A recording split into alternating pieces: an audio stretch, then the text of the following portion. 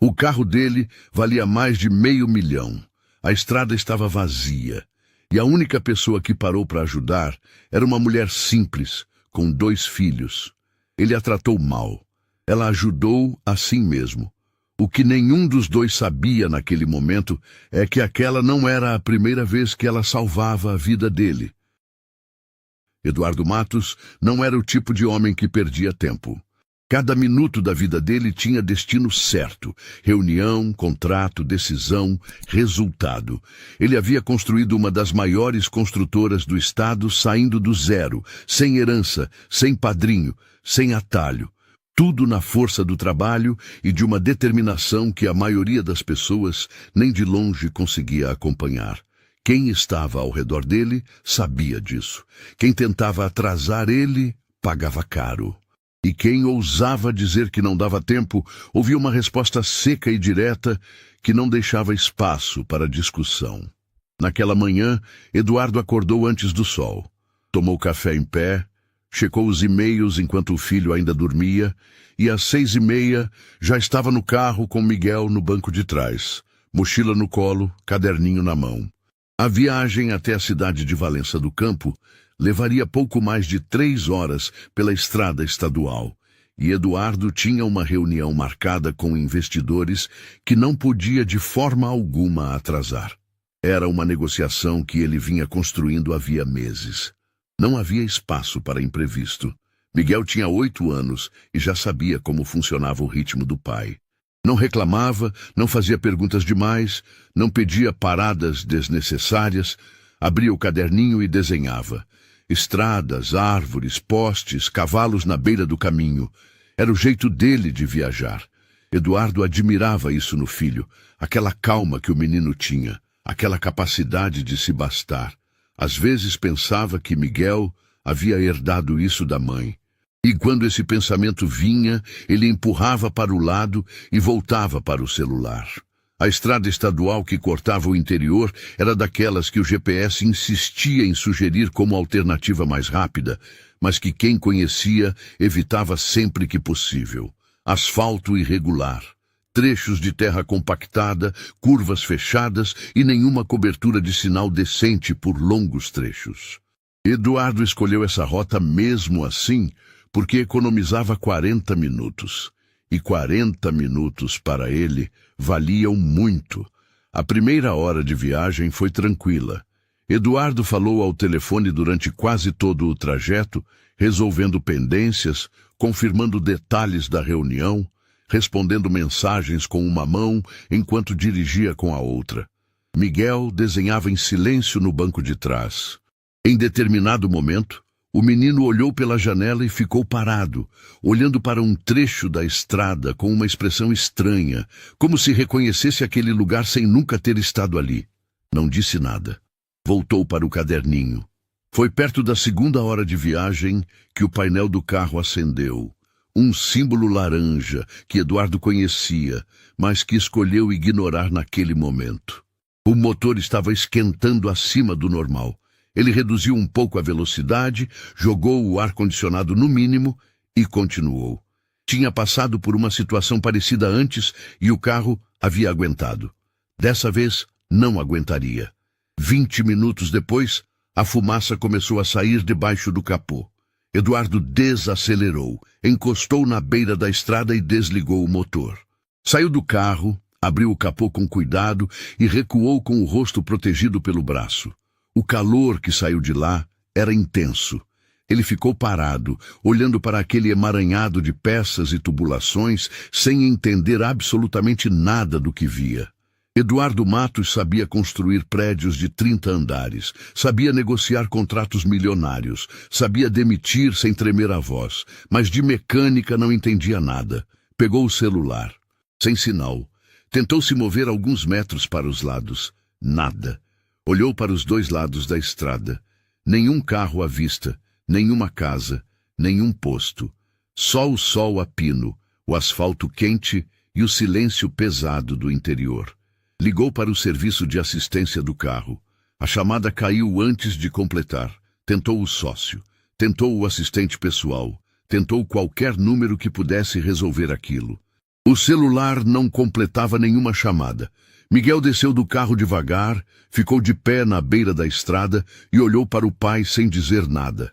Depois olhou para a paisagem ao redor, para as árvores baixas, para o céu aberto, para aquele trecho de estrada que parecia igual a qualquer outro, mas que tinha alguma coisa diferente. Abriu o caderninho e começou a desenhar.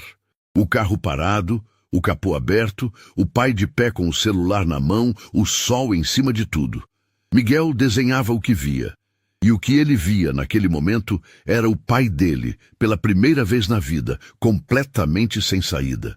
Uns 15 minutos se passaram sem que nenhum carro aparecesse. Eduardo já havia dado 3 voltas ao redor do veículo, tentado ligar o motor 2 vezes sem sucesso e verificado o celular mais de 20 vezes. A reunião em Valença do Campo começaria em menos de 2 horas. Ele estava no meio do nada, sem sinal, sem solução, com um filho de 8 anos do lado e um carro que não dava sinal de vida. Era o tipo de situação que dinheiro não resolvia na hora. Isso para Eduardo era insuportável. Foi quando o barulho de um carro apareceu ao longe.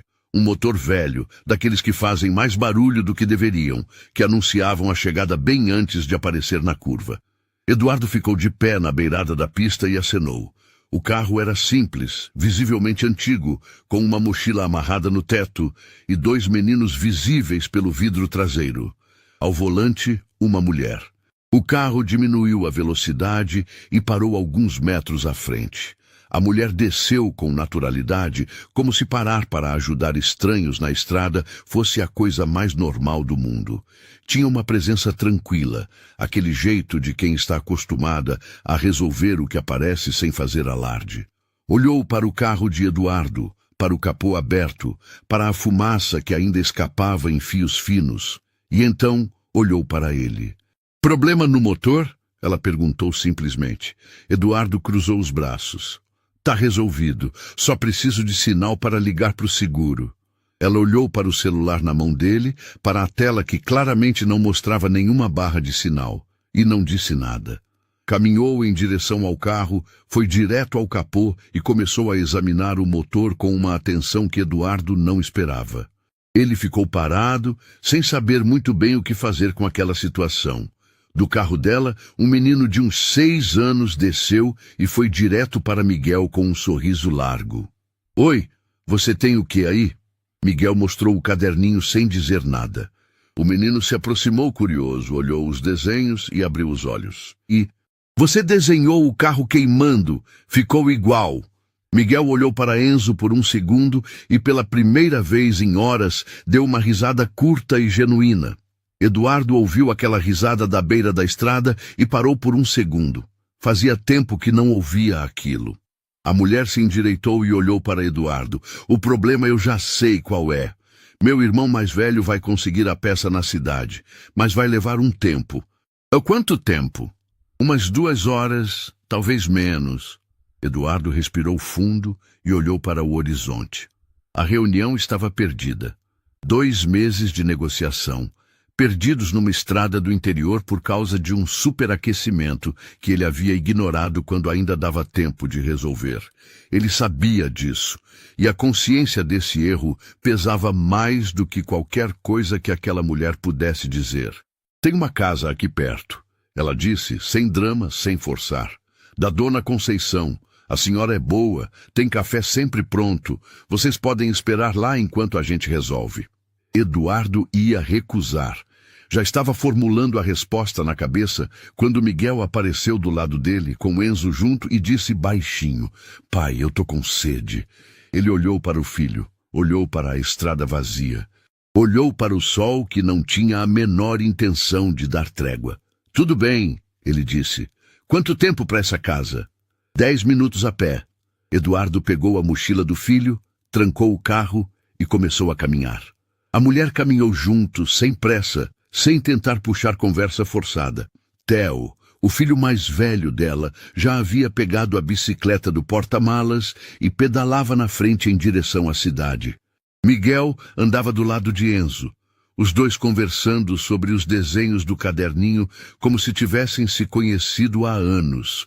E Eduardo Matos, o homem que não parava para nada, estava caminhando numa estrada de interior, sem reunião, sem sinal, sem controle de nada. Pela primeira vez em muito tempo, ele não tinha escolha, a não ser ir aonde alguém estava levando. E aquela mulher, cujo nome ele ainda nem havia perguntado, caminhava ao lado dele como se salvar estranhos na estrada fosse apenas mais uma parte normal do dia. Ele não sabia o nome dela, não sabia de onde ela vinha, não sabia absolutamente nada sobre ela. Mas naquela estrada, naquele calor, com o filho rindo ao lado de um menino que havia acabado de conhecer, algo dentro de Eduardo Matos rachou. Pequeno, quase imperceptível, mas rachou. O nome dela era Sara. Eduardo descobriu isso quando Enzo gritou da frente do caminho, animado com alguma coisa que havia encontrado na beira da estrada, e ela respondeu sem parar de caminhar. Sara, um nome simples, dito com uma naturalidade que combinava com tudo nela. Eduardo não perguntou sobrenome, não perguntou mais nada. Continuou andando em silêncio, com a mochila do filho no ombro e o peso de uma reunião perdida na cabeça. A casa de Dona Conceição apareceu depois de uma curva fechada, escondida por um grupo de árvores antigas que formavam uma sombra generosa na entrada. Era uma casa pequena, de paredes brancas com o tempo já marcado nas quinas, janelas com grades de ferro pintadas de verde, e uma varanda de madeira onde uma cadeira de balanço balançava sozinha com o vento. Tinha um jardim na frente, simples, com plantas que cresciam sem nenhum padrão calculado, mas que juntas formavam uma coisa bonita sem querer. Eduardo olhou para aquela casa e sentiu alguma coisa que não conseguiu nomear. Não era admiração, não era pena, era quase como reconhecimento, como se aquele lugar tivesse uma linguagem que ele havia esquecido de falar. Dona Conceição apareceu na varanda antes mesmo de chegarem ao portão.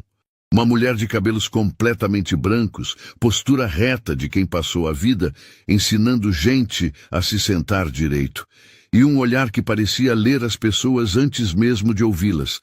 Ela abriu um sorriso largo quando viu Sara, depois abaixou o olhar para as crianças.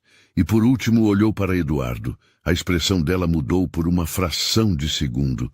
Algo passou por aqueles olhos velhos e experientes que Eduardo não conseguiu identificar.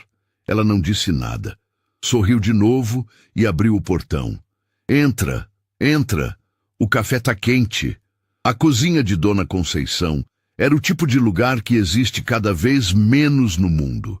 Mesa de madeira no centro, 4 cadeiras que não combinavam entre si, mas que combinavam com tudo ao redor. Uma janela aberta, com vista para um quintal cheio de bananeiras e o cheiro de café passado na hora, misturado com o de pão que havia saído do forno não muito antes. Miguel entrou e ficou parado na porta por alguns segundos, olhando ao redor com aquela atenção quieta que ele tinha. Enzo puxou o braço dele e os dois foram sentar num banquinho de madeira perto da janela, ombro a ombro, retomando a conversa sobre os desenhos como se a caminhada inteira não tivesse interrompido nada. Eduardo ficou em pé perto da porta. Sara já estava na cozinha, ajudando Dona Conceição a tirar xícaras do armário, com aquela familiaridade de quem frequenta aquela casa há anos. Ele observou isso e percebeu que não sabia nada sobre a vida daquela mulher. Sabia que ela tinha 2 filhos, que andava numa estrada do interior numa tarde de calor, que tinha mochila no teto do carro e que entendia de mecânica. Era tudo. Pode sentar, Dona Conceição disse para Eduardo, sem olhar para ele, como se soubesse que ele ainda estava de pé. Em pé você não resolve o carro mais rápido. Eduardo sentou. Sara colocou o café na mesa e foi para o lado de fora verificar se Theo havia conseguido contato com alguém na cidade. Eduardo olhou para a xícara na sua frente e depois olhou pela janela. Viu Sara no quintal, de costas, com o celular no ouvido, gesticulando enquanto falava.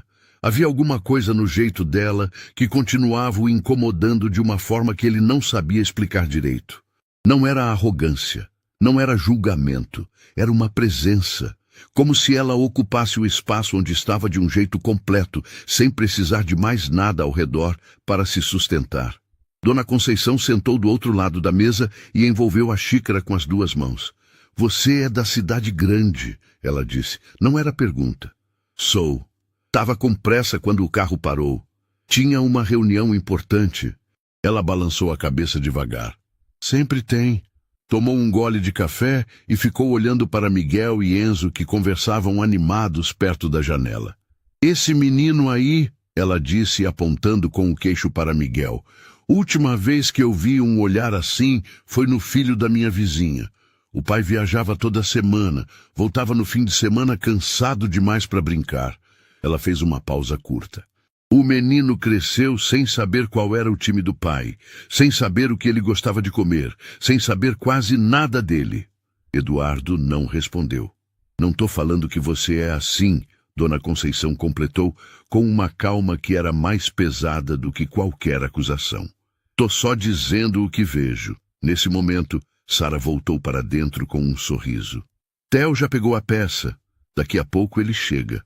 Eduardo olhou para ela. Ele foi de bicicleta até a cidade? Foi. São mais de 10 quilômetros. São 12, Sara confirmou, sem drama, como se 12 quilômetros de bicicleta no calor do interior fosse a coisa mais simples do mundo para um menino de 11 anos. Eduardo ficou em silêncio por um momento. Havia algo naquilo que o desarmou completamente, sem pedir licença. Ele pagava uma fortuna para ter assistência veicular 24 horas, seguro completo, um assistente pessoal disponível a qualquer hora. E no momento em que precisou de ajuda de verdade, no meio de uma estrada sem sinal, quem resolveu foi um menino de 11 anos numa bicicleta velha, sem reclamar, sem pedir nada em troca. Os dois adultos ficaram na mesa enquanto as crianças brincavam. Eduardo não era homem de conversa fácil, mas Dona Conceição tinha aquele jeito raro de fazer o silêncio trabalhar a favor de quem precisava pensar. E Eduardo, naquelas 2 horas de espera, pensou mais do que havia pensado nos últimos meses. Pensou na reunião que havia perdido e percebeu que aquilo doía menos do que deveria. Pensou no painel do carro, acendendo laranja, e em como havia escolhido ignorar. Pensou em Miguel desenhando em silêncio no banco de trás por horas, sem pedir nenhuma atenção. Theo chegou com a peça quando o sol já estava começando a ceder um pouco do calor mais pesado do dia. Entrou pela porta dos fundos, suado, com o rosto vermelho, e foi direto tomar água antes de dizer qualquer coisa. Sara pegou a peça das mãos dele, olhou para confirmar que era a certa e foi para o lado de fora. Eduardo se levantou para acompanhar. Ela trabalhou no carro, com uma segurança que deixava claro que não era a primeira vez. Mãos firmes, movimentos diretos, sem hesitação. Eduardo ficou do outro lado do capô observando. Em algum momento tentou ajudar e ela indicou com calma onde ele podia segurar. Não foi condescendente, não foi didática. Simplesmente o incluiu no processo como se fosse natural. 20 minutos depois o carro estava funcionando. Motor ligado, temperatura normal, nenhum sinal de problema. Eduardo ficou olhando para aquilo por 1 segundo. Depois tirou a carteira, pegou algumas notas e estendeu para Sara. Era um valor alto, mais do que suficiente para cobrir qualquer custo que ela tivesse tido. Sara olhou para o dinheiro. Depois, olhou para Eduardo. E recusou com uma calma tão absoluta que ele não encontrou nenhuma resposta à altura. Não precisa, ela disse simplesmente. Foi tempo seu. Foi o esforço do seu filho. Foi, ela concordou. E eu não me arrependo de nenhum dos dois. Eduardo continuou com o dinheiro estendido na mão, sem jeito. Ninguém havia recusado o dinheiro dele em muito tempo. Talvez nunca. Ele não sabia o que fazer com aquela situação. Não havia manual para isso. Por que você ajudou? Ele perguntou. A pergunta saiu mais direta do que ele pretendia, quase como uma exigência de explicação. Sara não se ofendeu.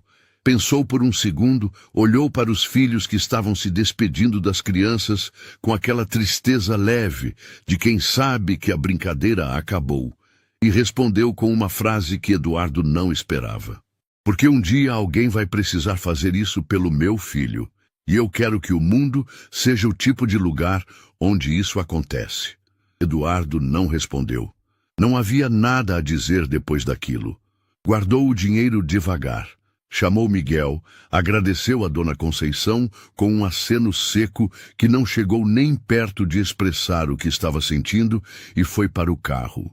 Miguel entrou no banco de trás, acenou pela janela para Enzo com um sorriso que durou tempo demais para ser apenas educação. Eduardo ligou o motor, colocou o carro em marcha e seguiu pela estrada. No retrovisor, viu Sara parada na beirada, olhando o carro ir embora. Dona Conceição estava atrás dela, na varanda, com aquela expressão estranha de quem sabe algo que os outros ainda não sabem. Eduardo dirigiu em silêncio por longos minutos.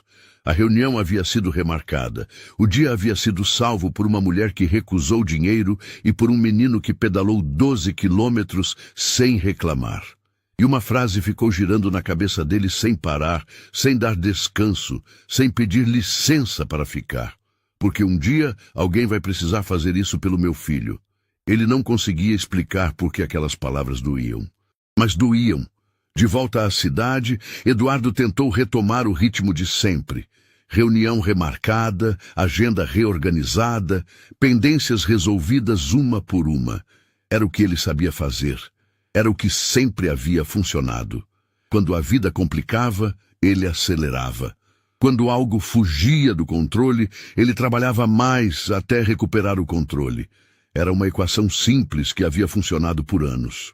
Mas dessa vez, por mais que ele acelerasse, alguma coisa não voltava para o lugar. A frase de Sara ficou, não de um jeito barulhento, não como uma obsessão.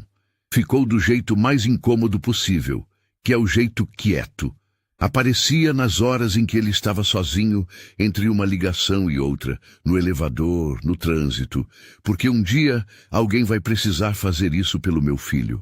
Eduardo tentou analisar aquilo racionalmente, encontrar algum exagero na frase, alguma ingenuidade que justificasse descartá-la.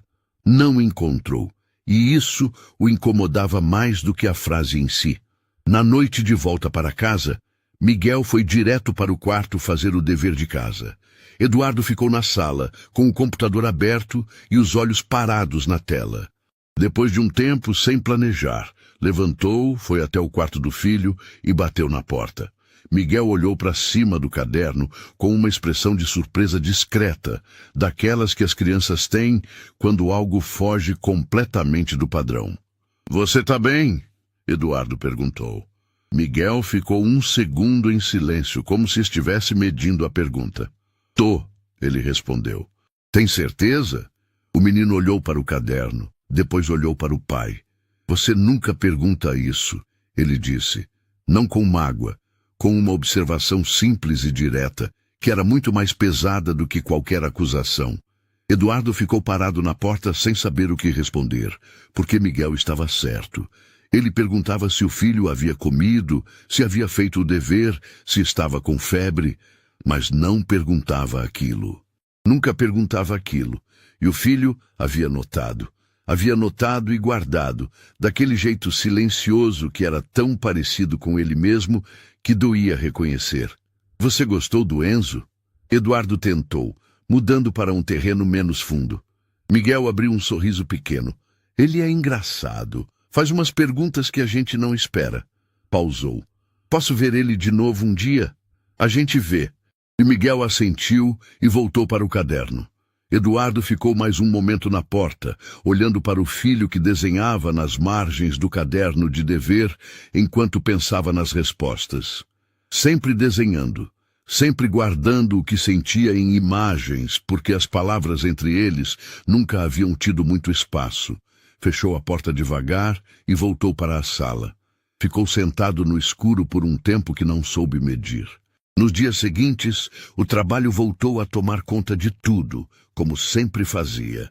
Mas havia uma diferença que Eduardo não conseguia ignorar. Antes, quando mergulhava nos negócios, o resto do mundo desaparecia completamente. Agora, o resto do mundo ficava ali, numa camada fina embaixo de tudo, insistindo em existir. A imagem de Miguel rindo com Enzo na beira da estrada. A casa de Dona Conceição com aquele cheiro de café e pão. Sara trabalhando no motor com aquela calma de quem não precisa provar nada para ninguém. E a frase. Sempre a frase. Numa tarde, sem avisar ninguém, Eduardo saiu mais cedo do escritório. Pegou Miguel na escola ele mesmo, coisa que o motorista costumava fazer. O filho saiu pelo portão, viu o pai encostado no carro e parou por um segundo antes de continuar andando. Não disse nada. Mas quando chegou perto, colocou a mochila no banco traseiro com um cuidado maior do que o normal, como se estivesse tentando não assustar aquele momento. Foram tomar sorvete numa sorveteria perto de casa. Sentaram numa mesinha de fora, sem pressa, sem celular na mão. Eduardo fez perguntas. Perguntas reais, não as de checklist. O filho respondeu devagar no começo, com aquela cautela de quem não tem certeza se a conversa vai continuar ou se vai ser interrompida por uma ligação. Mas a ligação não veio. E depois de um tempo, Miguel começou a falar com mais liberdade sobre a escola, sobre um colega que havia feito um desenho parecido com o dele, sobre uma história que havia lido e que queria contar. Eduardo ouviu de verdade, sem planejar a resposta enquanto o filho falava. E percebeu, com um peso que não esperava sentir, que não sabia de quase nada da vida diária do filho. Não sabia o nome do melhor amigo. Não sabia qual era a matéria favorita. Não sabia o que Miguel sonhava quando crescesse. Tinha um filho de 8 anos morando na mesma casa que ele, e havia uma distância entre os dois, que não era medida em metros. Voltaram para casa no fim da tarde. Miguel dormiu cedo. Eduardo ficou na varanda, olhando para a cidade lá embaixo, e ficou pensando naquela estrada do interior. Pensando em como um carro parado num lugar sem sinal havia feito mais por ele em algumas horas do que anos de agenda cheia. E pensando em Dona Conceição, naquele olhar que ela havia lançado para ele na chegada, aquela expressão que passou rápido, mas que havia ficado gravada de um jeito que ele não conseguia explicar. Era como se ela o conhecesse. Não como quem já viu a foto de alguém famoso e reconhece o rosto. Era um reconhecimento diferente, mais fundo. Do tipo que vem de ter visto alguém num momento que esse alguém não sabe que foi visto. Eduardo foi dormir com esse pensamento e acordou com ele ainda lá. Semanas se passaram. A construtora estava no meio de um processo de expansão que exigia atenção total. E Eduardo deu essa atenção. Mas havia algo diferente na forma como ele estava trabalhando. Menos agressivo nas reuniões, mais disposto a ouvir antes de decidir. Marcos Leal, seu sócio de anos, comentou numa tarde que Eduardo estava estranho ultimamente, com um sorriso que tentava ser leve, mas que tinha uma ponta de desconforto. Eduardo não respondeu. Fez uma anotação mental sobre aquele sorriso e seguiu em frente. Numa sexta à noite, Eduardo foi buscar Miguel na escola e encontrou o filho na saída com o caderninho aberto, mostrando um desenho para uma professora.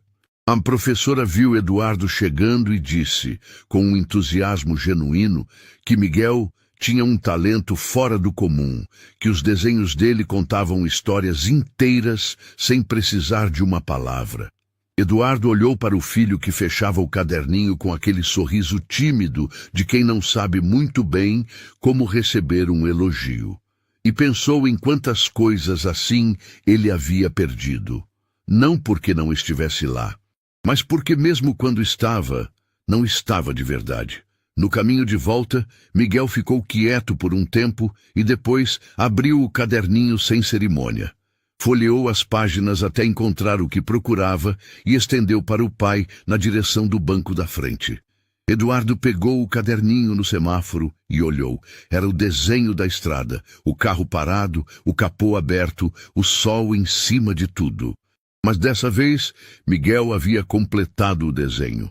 Havia acrescentado Sara do lado do carro, Enzo e Miguel sentados juntos na beira da estrada, Dona Conceição na varanda ao fundo e Eduardo em pé, sozinho, do lado de fora de tudo, olhando para a cena de longe. E embaixo do desenho, com aquela letra de criança que ainda misturava maiúsculas e minúsculas sem regra, o filho havia escrito uma frase que fez Eduardo segurar o volante mais firme para não tremer a mão. O dia que a gente precisou de alguém e alguém apareceu. O semáforo abriu. Eduardo não saiu. O carro atrás buzinou. Ele não ouviu. Ficou olhando para aquela frase escrita pela mão de um menino de 8 anos que havia entendido em poucas horas o que o pai estava levando semanas para processar. Que a vida não para de se mover só porque você decide não olhar para ela. Que as pessoas certas aparecem. Que quando aparecem, a escolha de reconhecê-las ou não é inteiramente sua. A buzina soou de novo. Eduardo respirou fundo, colocou o carro em marcha e seguiu. Mas alguma coisa havia se movido dentro dele de um jeito que não tinha mais volta. Uma decisão estava se formando sem que ele tivesse consciência clara dela ainda. Como uma planta que cresce embaixo da terra antes de aparecer. Silenciosa, firme, inevitável. E naquela mesma noite, enquanto Eduardo olhava para o teto sem conseguir dormir, do outro lado da cidade, dentro de uma sala fechada e iluminada por monitores, Marcos Leal terminava de assinar um documento que em poucos dias destruiria tudo que Eduardo havia construído. A primeira ligação chegou numa terça-feira de manhã, antes das 7. Eduardo ainda estava se preparando para sair quando o telefone tocou com o número do contador da empresa. Aquino nunca ligava antes do horário comercial. Nunca. Eduardo atendeu com aquela sensação de quem sabe, antes de ouvir qualquer palavra, que o que vem a seguir vai mudar alguma coisa. Eduardo, eu preciso que você venha ao escritório agora. Não por e-mail, não por telefone, pessoalmente. E não fala com ninguém antes de chegar aqui. A voz de Aquino era de quem havia passado a noite acordado. Eduardo chegou ao escritório 40 minutos depois. Aquino estava na sala de reunião com 2 documentos impressos na mesa e uma expressão que Eduardo nunca havia visto naquele homem em mais de 10 anos de trabalho junto. Era a expressão de quem encontrou algo que não queria ter encontrado. Me fala, Eduardo disse fechando a porta. Aquino empurrou os documentos pela mesa. A auditoria que você pediu no mês passado, a de rotina, ela encontrou movimentações que não fecham, valores transferidos para uma empresa fornecedora que não existe, contratos assinados com autorizações que foram forjadas. Fez uma pausa. Eduardo, alguém de dentro está desviando recursos da construtora há pelo menos 2 anos. Eduardo ficou olhando para os documentos sem tocar neles. Quanto? O que conseguimos rastrear até agora é pouco mais de 4 milhões. Mas os caminhos sugerem que pode ser mais. Quem? Aquino não respondeu na hora. Pegou uma caneta, girou entre os dedos 2 vezes e então olhou diretamente para Eduardo. As autorizações passam todas pelo mesmo acesso, mesmo login, mesma senha de confirmação. Pausa. É o acesso do Marcos. O nome caiu no meio da sala como uma pedra dentro de água parada. Eduardo não se mexeu, não respirou diferente, não cerrou o punho, não mudou a expressão. Ficou completamente imóvel por alguns segundos que pareceram muito mais longos do que eram. Depois, puxou a cadeira, sentou devagar e pegou os documentos. Leu cada página com a atenção de quem não quer acreditar no que está lendo, mas não consegue encontrar nenhum erro. Os números eram precisos, as datas eram verificáveis, os rastros eram reais. Marcos Leal, seu sócio de 16 anos, o homem que havia estado do lado dele desde antes da construtora ter nome, havia passado 2 anos retirando dinheiro da empresa por dentro, com a paciência e a meticulosidade de quem planeja uma saída que ninguém vai conseguir rastrear rápido o suficiente. Mas havia planejado mal, Ou havia subestimado Aquino, ou havia subestimado Eduardo. Nas horas seguintes, a dimensão da traição foi crescendo. Não era só dinheiro desviado. Marcos havia firmado contratos paralelos, usando o nome da construtora sem autorização. Havia comprometido garantias que a empresa nem sabia que estavam comprometidas. Havia criado uma estrutura inteira que, quando viesse à tona, colocaria o nome de Eduardo no meio de irregularidades que não eram dele, mas que levariam tempo e dinheiro para provar que não eram. Era um golpe construído para destruir. Não só para enriquecer, para destruir. Eduardo ligou para Marcos no meio da tarde. O telefone chamou 3 vezes e foi para a caixa postal. Ligou de novo. Caixa postal. Mandou mensagem. Nenhuma resposta. Pediu para o assistente verificar se Marcos havia entrado no escritório naquele dia. A resposta veio rápida. Marcos havia cancelado todos os compromissos da semana na noite anterior, alegando problema de saúde. Ele havia sumido. As consequências chegaram com uma velocidade que Eduardo não havia calculado. Em 48 horas, credores que haviam sido informados das irregularidades pelos próprios advogados de Marcos pediram garantias que a construtora não tinha condições de oferecer no momento. Obras foram paralisadas por precaução judicial. Contas foram bloqueadas enquanto a situação era apurada. O nome da empresa apareceu em portais de notícia com manchetes que não esperavam pela versão de Eduardo antes de publicar. O telefone que havia tocado sem parar durante anos foi ficando mudo. Um por um, os contatos que enchiam a agenda de Eduardo foram sumindo. Parceiros que haviam jantado com ele na semana anterior não atendiam mais as ligações. Investidores que haviam demonstrado interesse nas novas obras, de repente tinham outras prioridades. Era a natureza das coisas naquele mundo. Eduardo sabia disso. Sabia que a lealdade que circulava naquele ambiente era proporcional à utilidade de quem a recebia. Sabia, mas sentir aquilo na prática tinha um peso diferente de saber na teoria. Numa noite, depois de um dia que havia começado com 3 reuniões de crise e terminado com uma intimação judicial, Eduardo chegou em casa e não conseguiu passar da sala. Sentou no sofá sem ligar a luz, sem tirar o paletó, sem fazer nada. Ficou ali no escuro com o peso de tudo aquilo distribuído pelo corpo de uma forma que não tinha nome. Miguel apareceu na porta da sala em silêncio. Tinha ido beber água e encontrou o pai sentado no escuro, sem nenhuma explicação aparente. Ficou parado por um momento, avaliando a situação com aquela seriedade que era grande demais para 8 anos. Então, foi até o quarto, voltou com o caderninho e sentou do lado do pai no sofá, sem dizer nada, sem perguntar nada. Ficaram os dois em silêncio por um tempo. Eduardo olhando para o nada, Miguel folheando o caderninho devagar, até que o menino parou numa página e ficou olhando para ela. Depois, sem olhar para o pai, virou o caderninho e mostrou. Era um desenho novo. Eduardo no escritório, sozinho, rodeado de papéis. Uma figura pequena numa sala grande, com linhas que saíam de todos os lados, como se tentassem puxá-la para direções diferentes. E embaixo do desenho, a frase que Miguel havia escrito com aquela letra, ainda irregular de criança, que pensa mais rápido do que a mão consegue acompanhar. O dia que a gente precisou de alguém, e alguém apareceu. Era o mesmo texto do desenho anterior, da estrada, do dia de Sara e Enzo e Dona Conceição. Miguel havia usado a mesma frase nos 2 desenhos. E Eduardo entendeu naquele momento o que o filho estava dizendo sem dizer. Que havia uma diferença entre os 2 desenhos. No primeiro, alguém havia aparecido. No segundo, Eduardo estava sozinho. E a pergunta que a criança fazia sem fazer era a mais honesta que alguém havia feito para ele em muito tempo. Dessa vez, vai aparecer alguém? Eduardo olhou para o filho. Miguel olhou de volta com aqueles olhos que não escondiam nada, porque ainda não haviam aprendido a esconder.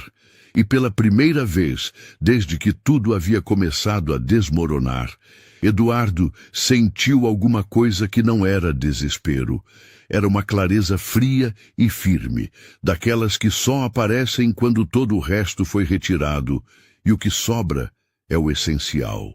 Ele havia construído a vida inteira ao redor de coisas que podiam ser tomadas. Dinheiro podiam tomar, empresa podiam tomar, reputação podiam tentar tomar, mas havia coisas que ninguém tomava. E um filho de 8 anos sentado do lado dele no escuro, sem pedir explicação, sem cobrar nada, só estando ali, era uma delas. Nos dias seguintes, Eduardo tomou decisões que ninguém ao redor conseguia entender. Recusou acordos que teriam protegido parte do patrimônio em troca de silêncio sobre o que Marcos havia feito. Escolheu o caminho mais longo e mais duro, que era o caminho honesto. Vendeu o que podia vender para quitar o que precisava quitar. Não porque era o caminho inteligente, porque era o único caminho que ele conseguia olhar nos olhos. Quem havia ficado do lado dele eram poucos. Aquino, que havia encontrado o problema e ficou para ajudar a resolver. 2 funcionários antigos que não tinham motivo nenhum para ficar além de caráter. E um filho de 8 anos que desenhava em silêncio e escolhia as palavras com mais precisão do que a maioria dos adultos que Eduardo havia conhecido na vida. A construtora que havia construído, saindo do zero, estava desmoronando. E enquanto ela desmoronava, Eduardo Matos descobria, com uma dor que também era alívio, que havia construído a vida inteira no lugar errado, que o que ele havia chamado de sucesso era uma versão muito pequena do que a vida tinha para oferecer. E que numa estrada do interior, numa tarde de calor, uma mulher que ele havia tratado mal havia plantado uma semente que estava crescendo exatamente no momento em que tudo ao redor estava sendo derrubado. Faltava a ele entender que aquela mulher havia feito isso por ele uma vez antes, muito antes, numa noite que ele não lembrava porque não havia estado consciente para ver. Recomeçar do zero tem um som específico. É o som do silêncio, onde antes havia movimento. É o telefone que para de tocar. É a sala de reunião vazia, numa segunda de manhã que antes seria impossível de encaixar um minuto livre. Eduardo conheceu esse som nas semanas que se seguiram ao colapso da construtora e aprendeu a ficar dentro dele sem fugir, porque fugir não adiantava mais nada. Ele vendeu o apartamento grande, vendeu 2 dos 3 carros, quitou cada dívida que era sua de direito, mesmo as que poderiam ter sido contestadas juridicamente com alguma chance de sucesso. Aquino tentou convencê-lo a guardar mais, proteger mais, usar os instrumentos legais disponíveis para minimizar o impacto. Eduardo ouviu tudo, agradeceu e fez do jeito que achou certo. Não porque era o caminho mais fácil, era o mais difícil, mas era o único que deixava ele dormir. Numa tarde em que estava organizando as últimas caixas do apartamento, encontrou uma foto emoldurada que estava na estante do escritório havia anos. Ele e Marcos, no dia da abertura da construtora, os 2 de pé na frente da placa nova, sorrindo com aquele sorriso de quem não sabe ainda o tamanho do que está começando. Eduardo ficou olhando para aquela foto por um tempo. Tentou encontrar no rosto de Marcos algum sinal que ele havia ignorado. Alguma coisa nos olhos, no sorriso, em algum detalhe que deveria ter acendido um alerta. Não encontrou nada. E isso era o que mais doía. Não a traição em si, mas a descoberta de que havia confiado completamente, havia aberto a empresa e parte da vida para alguém que havia usado essa abertura como ferramenta. Havia trocado lealdade real por conveniência, e só havia percebido quando não havia mais nada a salvar. Guardou a foto numa caixa sem quebrar e continuou arrumando. Miguel acompanhou a mudança para o apartamento menor com aquela adaptabilidade silenciosa que Eduardo havia aprendido a reconhecer como uma das maiores forças do filho. Não reclamou do quarto menor, não sentiu falta das coisas que ficaram para trás, não fez nenhuma pergunta que constrangesse o pai. Numa noite, depois de arrumar a própria prateleira no quarto novo, veio até a sala, onde Eduardo estava sentado, com uma pilha de documentos e disse simplesmente: "Eu gostei daqui, parece mais casa." Eduardo olhou para o filho e não encontrou palavras à altura. Então só concordou com a cabeça, e Miguel voltou para o quarto como se tivesse dito a coisa mais natural do mundo. Semanas depois, Eduardo começou a reconstruir. Menor, sem sócio, sem o peso de uma estrutura que havia crescido além do que ele conseguia controlar. Apenas ele, Aquino cuidando das finanças, 2 funcionários antigos que haviam voltado porque quiseram, e um escritório simples numa sala comercial que cabia nas possibilidades do momento. Era pouco, era honesto. E havia uma leveza naquilo que Eduardo não havia sentido em muito tempo, aquela leveza específica de quem está carregando só o que é seu de verdade. Foi nessa época que ele voltou para a estrada. Não tinha um plano. Não tinha um motivo que conseguisse explicar para ninguém de forma racional. Sabia apenas que havia algo naquele trecho do interior que havia ficado inacabado e que, enquanto não voltasse, essa sensação não ia embora. Numa manhã de sábado, colocou Miguel no carro, avisou que iam dar uma volta e seguiu pela estrada estadual sem pressa e sem agenda. Miguel não perguntou para onde iam. Abriu o caderninho e começou a desenhar. Quando o trecho familiar da estrada apareceu, Eduardo diminuiu a velocidade sem perceber. Era a mesma paisagem, as mesmas árvores baixas, o mesmo céu aberto de interior que não pede licença para ser enorme. Miguel olhou pela janela com aquela expressão que havia tido na primeira vez. Aquele reconhecimento quieto que Eduardo nunca havia perguntado de onde vinha.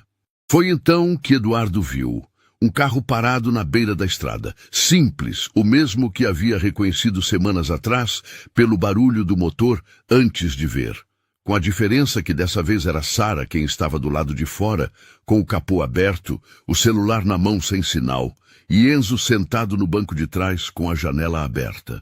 Del estava em pé perto do carro, olhando para o motor com uma expressão concentrada que lembrava muito a da mãe. Eduardo parou o carro antes de pensar, saiu antes de decidir, e caminhou em direção ao carro de Sara, com uma naturalidade que surpreendeu até ele mesmo. Sara ouviu os passos, virou e ficou completamente imóvel por alguns segundos. Olhou para Eduardo. Olhou para o carro atrás dele. Olhou de novo para Eduardo, dessa vez de cima a baixo, não com julgamento, mas com aquele tipo de leitura rápida que as pessoas fazem quando precisam entender se o que estão vendo é real. Ele estava diferente. Sem terno, sem o peso do orgulho atravessado no corpo, sem o celular colado na mão. Estava de calça simples e uma camisa sem gravata, com aquela leveza de quem parou de fingir que precisava parecer alguma coisa. "Problema no motor?" Eduardo perguntou. Sara piscou. E então, lentamente, um sorriso pequeno apareceu no canto da boca dela. "Tá resolvido", ela disse, usando exatamente as mesmas palavras que ele havia usado na primeira vez. "Só preciso de sinal para chamar ajuda." Eduardo olhou para o celular dela, para a tela que não mostrava nenhuma barra de sinal, e não disse nada. Foi direto ao capô e começou a examinar o motor. Theo se aproximou e os dois olharam juntos para o problema. Era simples, uma mangueira solta que havia deixado o sistema de arrefecimento sem pressão. Eduardo encontrou uma braçadeira no porta-malas do próprio carro, coisa que havia aprendido a carregar depois da última vez naquela estrada, e resolveu em menos de 15 minutos. Quando fechou o capô, Sara estava parada do lado, observando. Miguel e Enzo já estavam sentados juntos na beira da estrada, exatamente como da primeira vez, com o caderninho aberto entre os dois. "Obrigada", Sara disse simplesmente. "Precisei de ajuda nessa estrada uma vez", Eduardo respondeu. "Você não me deixou na mão." Sara ficou olhando para ele por um momento, como se estivesse medindo o peso daquelas palavras. Depois olhou para a estrada, para o trecho específico onde os dois estavam parados, e disse algo que Eduardo não esperava. Você sabe que não é a primeira vez que você precisa de ajuda nessa estrada, né? Eduardo ficou parado. O que você disse? Sara desviou o olhar para os meninos. Não é nada. Esquece. Mas Eduardo não conseguia esquecer. Havia algo na forma como ela havia dito aquilo, com uma voz mais baixa, como quem deixa escapar o que não deveria, que não deixava espaço para ignorar. Sara. Ele esperou ela olhar para ele. O que você sabe sobre essa estrada? Ela respirou fundo. Ficou em silêncio por um tempo que foi longo demais para ser desconforto casual. Então olhou para os meninos, certificou-se de que estavam absortos no caderninho e voltou os olhos para Eduardo com uma expressão que ele não conseguia decifrar completamente. Era uma mistura de algo que queria falar e algo que não sabia se devia. Tem uma pessoa que pode te responder melhor do que eu, ela disse por fim. Dona Conceição, ela estava comigo naquela noite. Pausa. Vai até ela. Pergunta sobre um acidente nessa estrada. Ela vai saber do que você está falando. Eduardo sentiu o chão se mover levemente debaixo dos pés. Que acidente, Sara? Ela olhou para ele com aqueles olhos que não escondiam compaixão, mas que também não cediam antes da hora. Vai até ela, repetiu suavemente. Alguns segredos pesam menos quando são contados no lugar certo. Os meninos se levantaram. Miguel mostrava um desenho novo para Enzo que ria com aquele riso solto de 6 anos. Eduardo olhou para a cena e depois olhou para Sara, que também estava olhando para as crianças, com um sorriso que tinha uma sombra de cansaço que ele não havia notado antes. Um cansaço que não era do dia. Era de muito mais tempo do que um dia. Você está bem? Eduardo perguntou. A mesma pergunta que havia aprendido a fazer com o filho. Simples, direta, real. Sara virou o rosto para o lado antes de responder. Tô, ela disse. Mas a voz saiu um meio tom mais baixo do que deveria, e Eduardo registrou isso sem comentar. Foram embora cada um para o seu lado quando o sol começou a ceder. No caminho de volta, Eduardo dirigiu em silêncio com a cabeça cheia de uma pergunta que crescia a cada quilômetro.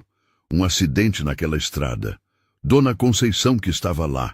Sara que sabia. E uma noite que ele, Eduardo Matos, não lembrava porque não havia estado consciente para ver. Miguel desenhou durante todo o caminho de volta. Quando chegaram em casa, o menino foi para o quarto sem dizer nada. Eduardo ficou na sala, olhando para o nada, até que uma memória antiga e vaga começou a se formar. Uma noite de anos atrás, uma estrada, dor, vozes que ele não havia conseguido identificar, e depois o hospital, e os médicos dizendo que alguém havia ligado para o resgate a tempo, que se tivesse demorado mais alguns minutos, o resultado poderia ter sido completamente diferente. Ele havia agradecido aos médicos. Havia feito uma doação ao hospital. Havia seguido em frente, como sempre fazia. Nunca havia procurado saber quem havia ligado. Nunca havia parado para pensar que aquela pessoa anônima tinha um rosto, tinha um nome, tinha filhos e uma vida inteira que continuava acontecendo enquanto ele seguia em frente, sem olhar para trás. Amanhã ele iria até Dona Conceição. E o que ele estava prestes a descobrir e a reescrever tudo o que ele achava que sabia sobre a própria história. Eduardo foi até a casa de Dona Conceição numa manhã em que o céu estava encoberto e o ar tinha aquela friagem fina de interior que parece não ter origem certa. Deixou Miguel com Aquino, que havia se tornado presença constante na vida deles desde o colapso, e foi sozinho. Precisava ser sozinho para aquilo. Não sabia o que ia encontrar, mas sabia que era do tipo de coisa que muda dependendo de quem está do lado quando chega. A casa estava igual. Paredes brancas com o tempo marcado nas quinas, jardim sem padrão calculado, cadeira de balanço na varanda. Dona Conceição apareceu na porta antes de Eduardo bater, como se já soubesse que ele ia aparecer naquele dia. Talvez soubesse mesmo. Ela tinha aquele jeito de quem raramente é surpreendida pelas coisas porque presta atenção no que a maioria das pessoas deixa passar. Eu sabia que você ia voltar, ela disse, abrindo o portão. Demorou menos do que eu esperava. Eduardo entrou sem dizer nada. Sentou na mesma cadeira de antes, na cozinha com cheiro de café e janela aberta para o quintal. Dona Conceição serviu 2 xícaras, sentou do outro lado da mesa e envolveu a xícara com as mãos como da primeira vez. Sara me disse para vir falar com você, Eduardo começou. Sobre um acidente nessa estrada. Dona Conceição não se surpreendeu. Olhou para a xícara por um momento, depois olhou para Eduardo com aqueles olhos que liam as pessoas antes de ouvi-las. Quanto você lembra daquela noite? Eduardo sentiu o estômago virar. A forma como ela perguntou aquilo confirmava que havia uma noite. Uma noite específica, real, que ela conhecia e que ele conhecia de lados completamente diferentes. Lembro de acordar no hospital, ele disse com cuidado. Lembro dos médicos dizendo que alguém havia ligado para o resgate a tempo, que se tivesse demorado mais alguns minutos, parou. Nunca soube quem foi. Dona Conceição assentiu devagar. Ficou em silêncio por um tempo que não era hesitação. Era respeito pelo peso do que estava prestes a dizer. Então começou. Era uma noite de muito tempo atrás. Sara vinha comigo da cidade. Eu havia consultado um médico. Ela tinha me levado, porque eu não dirijo mais de noite. Os meninos estavam com ela, pequenos, Theo com uns 5 anos e Enzo ainda bebê no bebê conforto. Fez uma pausa curta. Quando passamos por aquele trecho da estrada, tinha um carro na sarjeta, sem luz nenhuma. Se a Sara não tivesse ido de farol alto naquela curva, a gente não teria visto. Eduardo ficou completamente imóvel. Ela parou antes que eu dissesse qualquer coisa. Saiu do carro. Foi até o veículo batido, olhou para dentro e voltou correndo para pegar o celular. Não havia sinal ali. Você sabe como é essa estrada. Ela andou mais de 300 metros a pé, no escuro, com o bebê no colo, porque Enzo havia acordado com o barulho da freada e ela não queria deixar ele chorando no carro com Theo sozinho. Dona Conceição parou, olhou para Eduardo. 300 metros a pé, de noite, numa estrada sem iluminação, com um bebê nos braços, até achar sinal suficiente para a chamada completar. O silêncio na cozinha era absoluto. O resgate confirmou que a chamada tinha sido feita. Ficamos ali esperando até ouvir a sirene. Sara não saiu dali enquanto não teve certeza de que o socorro havia chegado. A voz de Dona Conceição saiu mais suave. Ela nunca soube o nome de quem estava naquele carro. Nunca perguntou. Voltou para o carro, esperou o resgate passar por nós na estrada e foi para casa como se tivesse feito a coisa mais normal do mundo. Eduardo tentou falar e não conseguiu. Havia uma pressão no peito que não era dor física, mas que ocupava o mesmo espaço. Aquela noite que ele conhecia apenas como o começo de um pesadelo que havia terminado bem. Aquela noite que havia virado uma doação para o hospital e um seguir em frente sem olhar para trás. Tinha uma Sara no meio. Tinha uma mulher jovem com um bebê nos braços, caminhando no escuro por 300 metros para salvar um desconhecido que havia tratado a vida inteira como se fosse inquebrável. Ela sabe que era eu? Eduardo perguntou. A voz saiu diferente, mais baixa, mais rouca. Soube quando você apareceu aqui naquela tarde com seu carro parado, Dona Conceição respondeu. Eu reconheci você antes dela. Vi a placa do carro, o modelo, e lembrei do relatório do resgate que saiu no Jornal da Cidade alguns dias depois do acidente. Falava de um empresário da capital que havia sobrevivido após ligação anônima.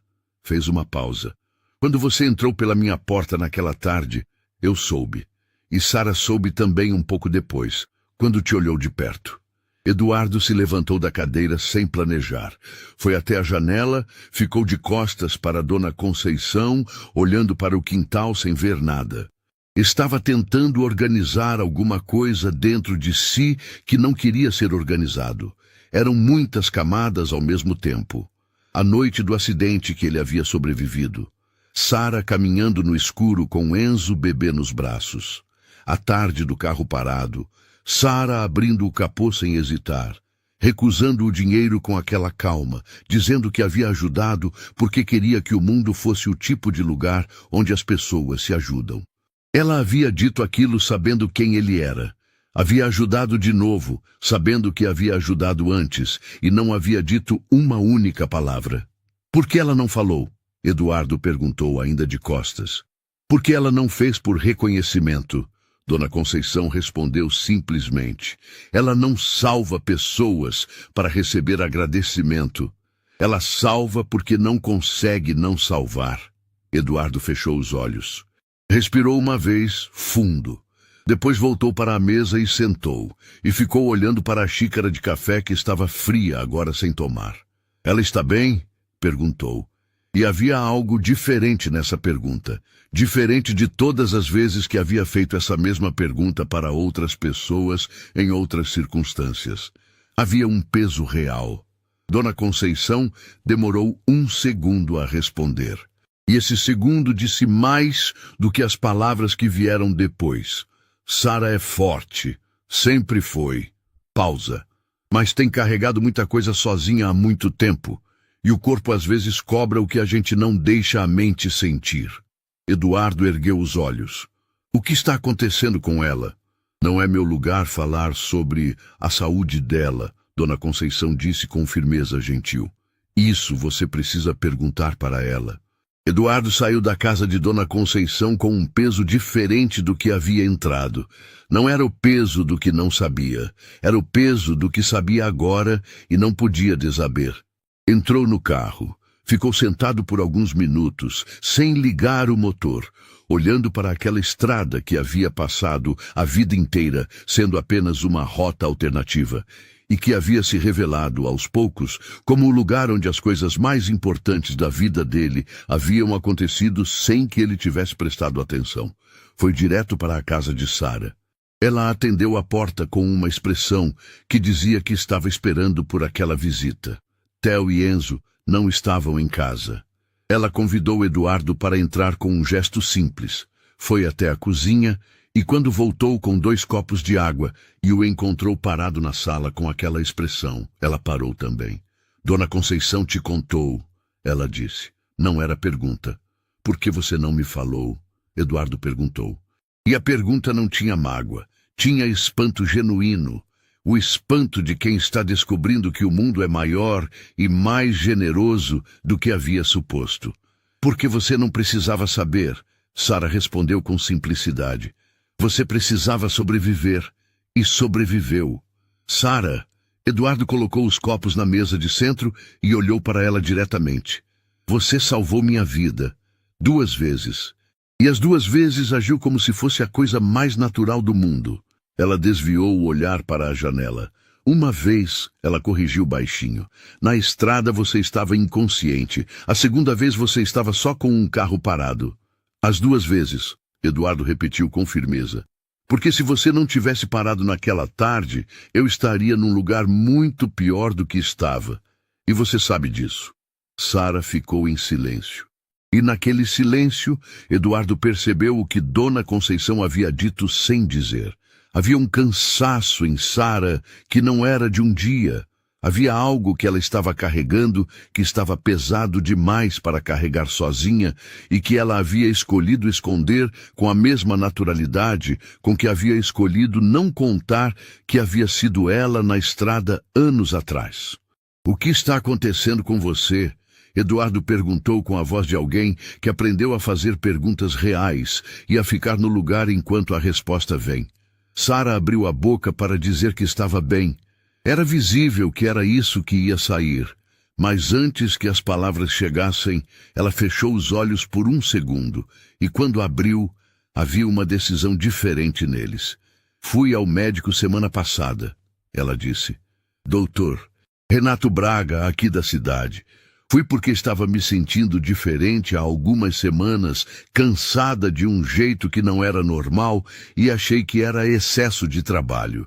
Parou, respirou. Não era excesso de trabalho. Eduardo esperou.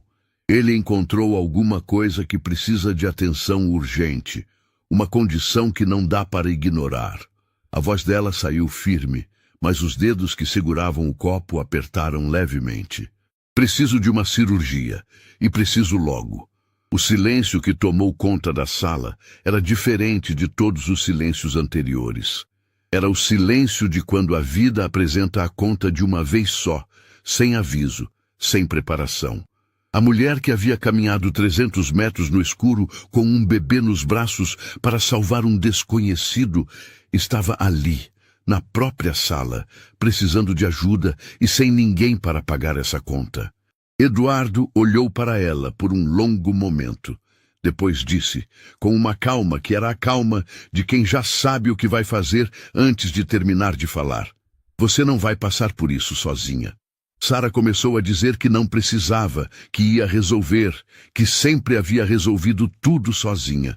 Eduardo a interrompeu com gentileza e com firmeza, e disse a mesma frase que ela havia dito para ele na beira da estrada semanas atrás, palavra por palavra, sem mudar uma vírgula. "Porque um dia alguém vai precisar fazer isso pelo meu filho, e eu quero que o mundo seja o tipo de lugar onde isso acontece." Sara ficou em silêncio. As palavras dela próprias ditas de volta para ela, naquele momento, naquele contexto, tiveram um peso que ela não estava preparada para receber. Os olhos dela encheram devagar, sem drama, sem exagero, e ela não desviou o olhar dessa vez. Eduardo não pediu permissão. Não esperou Sara dizer que estava bem, que ia resolver, que sempre havia dado um jeito. Conhecia esse discurso porque havia vivido esse discurso. Sabia o tamanho do vazio que existia por trás dele. Sabia o cansaço que se escondia nessa frase de quem aprendeu cedo demais que pedir ajuda custava caro. Então não esperou. Ligou para Dr. Renato Braga na manhã seguinte, marcou a consulta, foi junto, ouviu tudo, e quando o médico terminou de explicar o procedimento necessário, Eduardo disse apenas: "Pode agendar. Eu me responsabilizo por tudo." "Doutor." Renato olhou para Sara, que estava sentada com as mãos no colo e uma expressão que misturava alívio com resistência. "Você conhece esse homem há quanto tempo?" O médico perguntou com uma pontada de humor gentil que quebrou a tensão da sala. Sara olhou para Eduardo. "Tempo suficiente", ela respondeu baixinho. A cirurgia foi marcada para algumas semanas depois, tempo necessário para os preparativos e para que Sara organizasse a vida dos filhos durante o período de recuperação. Eduardo assumiu essa organização sem alarde. Theo e Enzo viriam ficar na casa dele e de Miguel durante o período de internação e recuperação. Não foi apresentado como favor, foi apresentado como o que era, a coisa óbvia a fazer. Theo aceitou com aquela seriedade de 11 anos que disfarçava o alívio de não ter que carregar sozinho a responsabilidade de cuidar do irmão enquanto a mãe não podia. Enzo aceitou com entusiasmo imediato. Foi para a casa de Eduardo com uma mochila colorida e perguntou antes de entrar se podia deixar as chuteiras no corredor, porque a mãe não deixava sujar o piso da sala. Eduardo disse que podia, e aquela pergunta pequena e cotidiana, aquele detalhe minúsculo de criança de 6 anos preocupada com as chuteiras, foi a coisa que fez Eduardo entender que aquilo não era temporário. Aquilo era vida. Vida real, com chuteiras no corredor e barulho na cozinha e 4 pratos na mesa em vez de 2. Miguel recebeu os 2 irmãos com o caderninho aberto e uma caneta estendida para Enzo. "Você quer desenhar comigo?" Enzo pegou a caneta sem cerimônia e começou a rabiscar do lado do desenho de Miguel sem pedir licença, com aquela naturalidade de quem nunca soube que existia uma regra diferente. Theo ficou parado na porta por um segundo, olhando para os 2, e então foi sentar do outro lado, Abriu o próprio caderno de escola e ficou ali junto, em silêncio, fazendo o dever. 3 meninos numa mesa, cada um no seu, e todos juntos. Eduardo parou na porta da sala e ficou olhando para aquela cena por mais tempo do que deveria. A cirurgia correu bem. Dr. Renato saiu da sala com aquela expressão tranquila de quem entregou o melhor que tinha e deu certo. Eduardo estava no corredor com os 3 meninos quando o médico apareceu, e a primeira coisa que sentiu foi as mãos de Enzo apertando o seu braço antes que qualquer palavra fosse dita. O menino estava olhando para o médico com aquela seriedade de 6 anos que aparece quando as crianças entendem que algo muito grande está acontecendo, mesmo sem entender todos os detalhes. Eduardo colocou a mão sobre a mão de Enzo e esperou. Ela está bem, Dr. Renato disse. Correu melhor do que esperávamos. Enzo soltou o braço de Eduardo e virou o rosto para o lado. Ficou assim por 1 segundo, quieto, fazendo aquele esforço silencioso que as crianças fazem quando não querem que os adultos vejam que estavam com medo. Eduardo viu, não disse nada. Colocou a mão no ombro do menino e deixou ficar. Durante a recuperação de Sara, numa noite em que Theo e Miguel já dormiam e Enzo havia ficado acordado mais tarde porque não conseguia dormir direito longe da mãe, o menino foi até a sala onde Eduardo estava sentado com alguns documentos da construtora. Subiu no sofá do lado sem pedir e ficou quieto por um tempo. Eduardo fechou os documentos. Eduardo, Enzo disse com aquela voz de criança que ainda não aprendeu a embalar as perguntas difíceis. Quando a mamãe ficar boa, você vai embora? Eduardo ficou olhando para o menino por um momento. Para aquele rosto pequeno, sério, que estava fazendo a pergunta mais honesta que alguém havia feito para ele em toda a vida. Não havia resposta errada ali. Havia apenas verdade ou não verdade. Não, Eduardo respondeu. Simples, direto, sem enfeite. Enzo ficou processando aquilo por alguns segundos. Vai ficar aqui? Vou ficar onde vocês estiverem. O menino assentiu como se aquilo fosse uma informação que ele precisava confirmar antes de dormir. Então desceu do sofá, foi até o quarto e em menos de 10 minutos estava dormindo. Eduardo ficou sentado mais um tempo no silêncio da sala, com aquela resposta ainda no ar, e percebeu que havia dito aquilo sem calcular, sem pesar as consequências, sem fazer a planilha mental que fazia antes de qualquer decisão importante. Havia dito porque era verdade. E era a primeira vez em muito tempo que uma verdade saía assim, sem esforço, sem custo. Sara recebeu alta semanas depois. Eduardo foi buscá-la com os 3 meninos no carro, Enzo na janela, gritando o nome dela antes de ela aparecer na saída do hospital. Theo, fingindo que não estava emocionado e falhando completamente nisso, Miguel, em silêncio com o caderninho no colo e um sorriso que Eduardo reconhecia como o sorriso mais honesto do filho. Sara saiu com uma leveza diferente no corpo e nos olhos. Olhou para os 4 dentro do carro e ficou parada na calçada por 1 segundo, com aquela expressão de quem está tentando guardar uma imagem para sempre. Vamos logo! Enzo gritou pela janela. Fizemos lasanha. Sara riu. E aquela risada solta, real, de alívio e de alegria ao mesmo tempo, foi o som mais bonito que aquela calçada de hospital havia ouvido em muito tempo. Semanas depois, quando Sara já estava recuperada e a vida havia encontrado um novo ritmo que cabia nos dias de todos, Eduardo fez algo que havia planejado em silêncio desde o período da recuperação. Convidou Sara para ir até o escritório da construtora reconstruída. Ela foi sem saber o motivo. Era um escritório simples, honesto, sem a ostentação da versão anterior. Mas havia uma coisa nova na entrada que não estava lá da última vez que alguém havia visitado. Uma placa pequena, de metal escovado, fixada na parede ao lado da porta. Sara chegou perto para ler. Construtora Matos.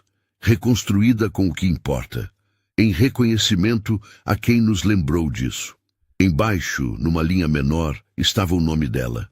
Sara ficou parada diante daquela placa por um tempo que Eduardo não cronometrou. Quando se virou, os olhos estavam cheios, mas o que havia no rosto dela não era tristeza. Era aquela emoção específica de quem recebe algo que não pediu e que por isso pesa mais do que qualquer coisa que tenha pedido. Você não precisava fazer isso, ela disse. Eu precisava exatamente disso, Eduardo respondeu. Nesse momento, Miguel se aproximou com o caderninho na mão.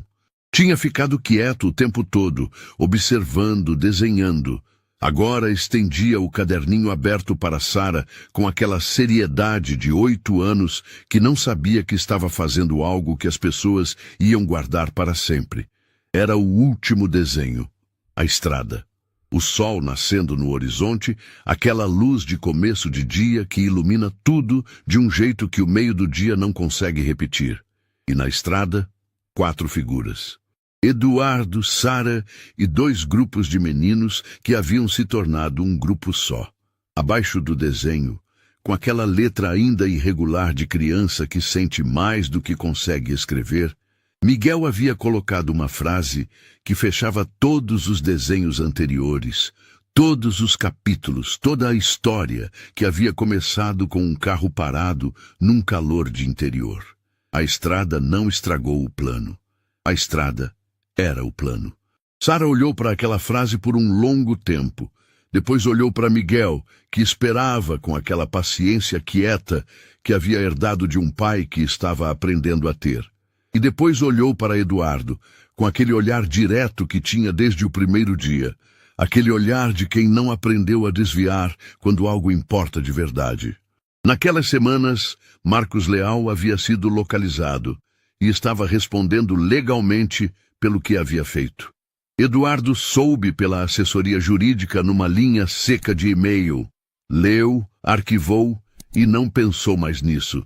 Havia capítulos que se fechavam sozinhos quando você parava de alimentá-los. O que importava estava ali, naquela calçada de escritório simples, com uma placa pequena numa parede, um caderninho com desenhos que contavam uma história inteira e 4 pessoas que haviam se encontrado numa estrada do interior por causa de um carro que parou na hora errada ou na hora certa, dependendo de qual lado da história você estava olhando. Sara devolveu o caderninho para Miguel com um cuidado de quem segura algo precioso. Depois olhou para a estrada lá fora, aquela rua comum de cidade comum, e disse com aquela voz simples e direta que Eduardo havia aprendido a ouvir com o corpo inteiro. Eu não parei aquela noite porque era corajosa. Parei porque era o que precisava ser feito. Fez uma pausa. E você não reconstruiu sua vida porque perdeu tudo. Reconstruiu porque finalmente encontrou o que procurava. Olhou para Eduardo. O carro não estragou na estrada. Você estragou antes. A estrada só te parou onde você precisava ser parado. O silêncio que veio depois não era vazio. Era do tipo que só aparece quando algo verdadeiro é dito em voz alta pela primeira vez, e o mundo precisa de um segundo para se ajustar. Eduardo olhou para Sara, olhou para os 3 meninos, olhou para aquela placa simples na parede. E pela primeira vez em muitos anos, não havia nada que precisasse ser resolvido, acelerado, controlado ou conquistado. Havia apenas aquilo. E aquilo era suficiente. Era mais do que suficiente. Era tudo.